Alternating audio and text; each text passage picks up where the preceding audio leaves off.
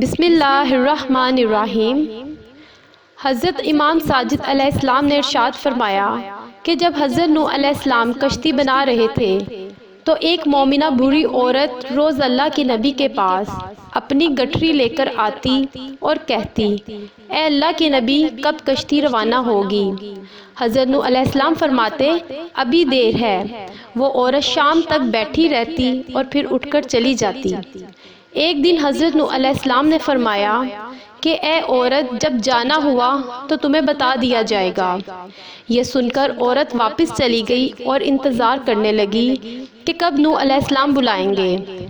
اس دوران عذاب آ گیا اور کشتی روانہ ہو گئی، لیکن حضرت نوح علیہ السلام نے اس عورت کو نہ بلایا۔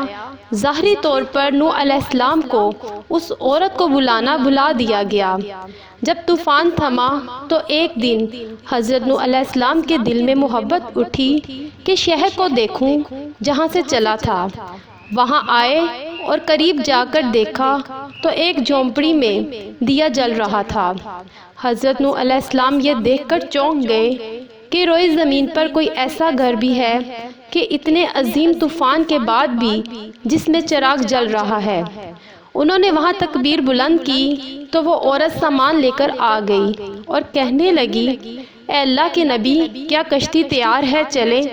حضرت نوح علیہ السلام نے حیرت سے اس عورت کو دیکھا اور کہا کہ رکو بڑھیا، تمہیں کچھ بھی پتہ نہیں چلا؟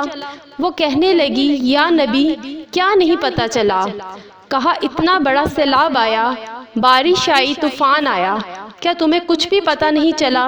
بڑھیا کہنے لگی، اے اللہ کے نبی، بس ایک دن بادل گرجے تھے اور کچھ ہلکی سی پھوار پڑی تھی۔ حضرت نوح علیہ السلام حیران ہو کر آسمان کی طرف دیکھنے لگے اور کہا کہ اے اللہ، یہ کیا ماجرا ہے؟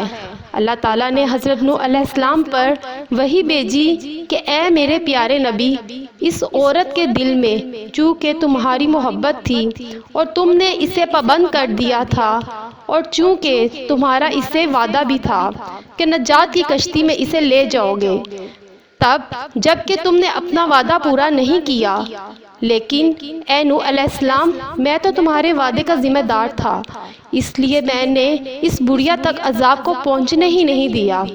حضرت امام ساجد علیہ السلام نے پاس بیٹھے اپنے مومنین سے فرمایا، اے مومنوں، یہ حدیث قیامت تک کے مومنین تک پہنچانا تم پر واجب ہے۔